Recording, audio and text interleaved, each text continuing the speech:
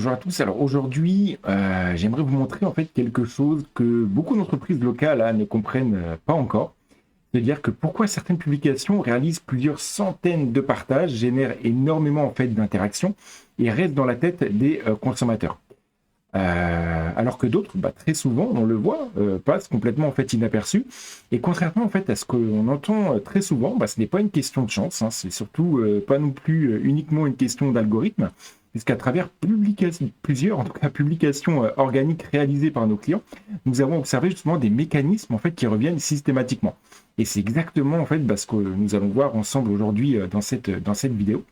Notamment, le premier problème, c'est que beaucoup d'entreprises partent en fait avec de mauvaises croyances.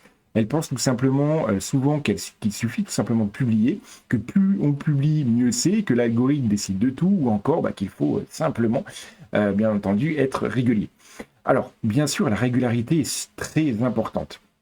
Ça, je ne le répéterai jamais assez, mais il faut savoir que publier davantage sans stratégie, c'est un peu comme finalement appuyer plus fort sur l'accélérateur sans savoir où l'on va. On produit en fait du contenu, mais on ne connaît pas la destination, on ne construit rien en fait de stable et de solide. Alors la réalité aujourd'hui, elle est beaucoup plus simple, c'est qu'une publication en fait performe rarement par hasard. C'est-à-dire que derrière chaque contenu qui fonctionne, on retrouve généralement les mêmes ingrédients. Donc le bon sujet, le bon angle, la bonne émotion par exemple également, le bon visuel, le bon moment et surtout une cohérence avec le reste de la communication. C'est-à-dire que lorsqu'on regarde en fait les publications qui obtiennent le meilleur résultat, eh bien on remarque rapidement que ce n'est jamais un simple coup de chance. En fait, il y a presque simplement toujours une logique derrière. Et cette logique, principalement, on va prendre un exemple ici, avec cette publication qui a généré plus de 500 partages. À première vue, beaucoup de personnes pourraient penser « Ok, c'est normal, c'est un jeu concours », mais ce n'est pas en fait du tout aussi simple que ça, puisque si tous les jeux concours fonctionnaient aussi bien, eh bien, j'ai envie de dire, tout le monde obtiendrait les mêmes résultats. Ce qui a réellement contribué ici à son succès, c'est la simplicité de l'offre, c'est-à-dire le gain est facile à comprendre, la récompense est concrète, le produit visuellement attractif également, la participation est simple et surtout, on a fait en sorte qu'il existe une forte proximité locale avec le public visé.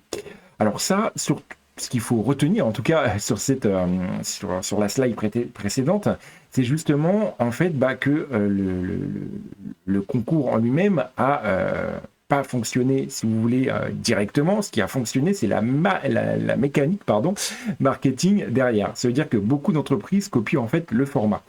Ça, malheureusement, c'est ce que je vois de manière récurrente. Mais en tout cas, ce qu'il faut savoir et que peu comprennent aujourd'hui, c'est pourquoi ce format fonctionne. C'est-à-dire qu'elles reproduisent en fait ce qu'elles voient sans comprendre les raisons qui expliquent en fait les résultats. Et c'est souvent là que les déceptions commencent. Et pour justement vous donner aussi un deuxième exemple, c'est maintenant cette publication qui a également généré un fort engagement. Donc voilà, pourtant on n'est pas plus du tout dans un jeu concours. Alors pourquoi ça a fonctionné ? Parce qu'en fait, les producteurs sont identifiables, parce qu'il y a de vrais humains, parce qu'on parle également donc de vente directe, parce que également le produit donne envie en lui-même et parce qu'il existe une vraie fierté locale. Et parce que en fait, le message est extrêmement facile à comprendre et à partager. C'est-à-dire qu'encore une fois, ce n'est pas le hasard.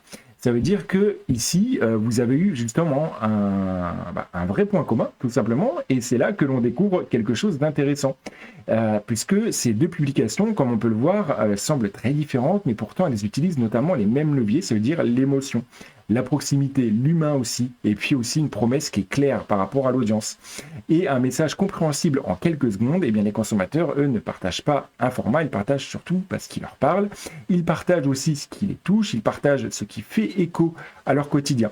Et l'erreur fréquente qu'on peut voir également, c'est finalement donc que les entreprises ont souvent les mêmes façons d'appliquer les process, c'est-à-dire vraiment publier un petit peu au feeling.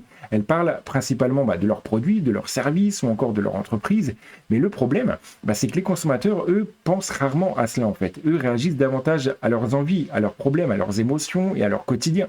Autrement dit, en fait, parler de soi intéresse l'entreprise, parler du client intéresse le client. Et enfin, donc, pour regarder un petit peu le rôle de la stratégie, c'est précisément là qu'intervient en fait la stratégie en elle-même, parce une stratégie sert à identifier en fait les sujets à traiter, c'est-à-dire les angles à utiliser, les contenus à produire, les résultats recherchés. Sans stratégie, en fait, on publie. On est un simple community manager. Et avec une stratégie, on construit en fait une présence qui travaille dans le temps. Alors une présence qui reste dans l'esprit aussi des consommateurs, une présence donc qui devient familière, et une présence aussi qui augmente, bien entendu, progressivement les chances d'être choisi au bon moment. Alors si on doit conclure tout ça, bien sûr, eh bien on peut voir que les meilleures publications ne sont pas toujours les plus belles, elles sont souvent les plus pertinentes pour l'audience en question. Et la vraie question donc n'est pas de qu'est-ce que je vais publier, mais plutôt pourquoi cette publication donnerait envie à quelqu'un de s'arrêter dessus en fait. Parce qu'au final, une publication performe lorsqu'elle capte l'attention, lorsqu'elle provoque une réaction et lorsqu'elle donne une raison de s'intéresser à votre entreprise. C'est exactement pour cette raison que publier ne suffit pas, qu'il faut en fait une stratégie et que cette différence qui transforme progressivement une simple présence sur les réseaux sociaux est un véritable en fait levier de croissance.